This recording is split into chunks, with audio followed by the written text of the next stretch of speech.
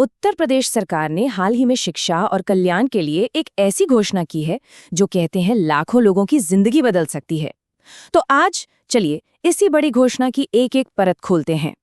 देखिए, आज की हमारी पूरी बातचीत का जो आधार है वो है ये अखबार की कटिंग। इसमें एक ऐसी योजना का ऐलान किया गया है जिसका असर सीधा लाखों लोगों की जिंदगियों पर पड़ने वाला है। तो आइए शुरू करते हैं। अब सबसे पहली चीज जो ध्यान खींचती है वो है ये रकम, 3350 करोड़ रुपए। ये इतनी बड़ी रकम है, सोचिए कि इससे कितने ही बड़े बड़े प्रोजेक्ट्स पूरे हो सकते हैं। पर यहाँ सरकार ने फैसला किया है कि इसे सीधे लोगों तक पहुंचाया जाए। और ये पैसा किसी 1-2 लाख नहीं बल्कि पूरे 28 लाख छात्रों के लिए है। ये अपने आप में राज्य की युवा पीढ़ी में एक बहुत बड़ा निवेश है। तो इसका असली मकसद क्या है?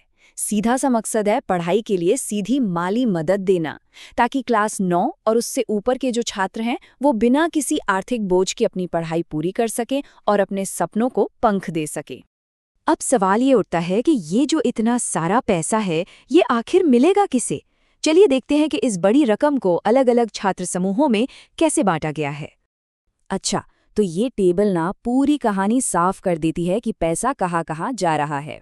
देखिए, सबसे बड़ा हिस्सा यानी कि 1838 करोड़ रुपए ये जा रहा है अन्य पिछड़ा वर्ग मतलब ओबीसी के 13 लाख से भी ज्यादा छात्रों को।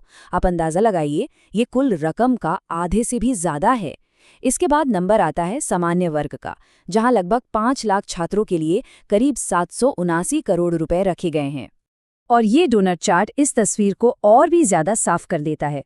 कुल स्कॉलरशिप का 55% हिस्सा अन्य पिछड़ा वर्ग के छात्रों के खाते में जा रहा है, जबकि सामान्य श्रेणी के छात्रों को 23% मिल रहा है।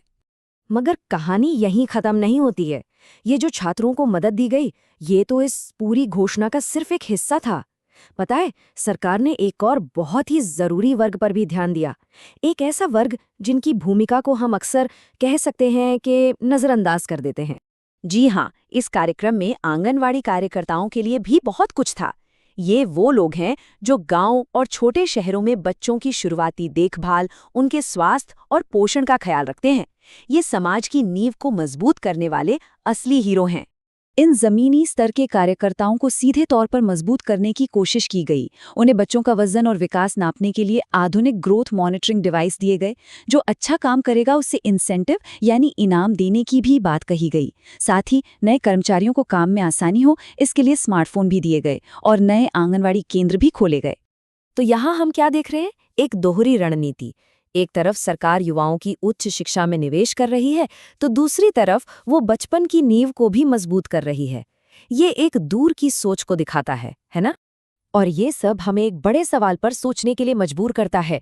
जब कोई सरकार शिक्षा और स्वास्थ्य दोनों में एक साथ इस तरह का बड़ा निवेश करती है, तो इसका भविष्य में समाज पर क्या असर पड़ सकता है?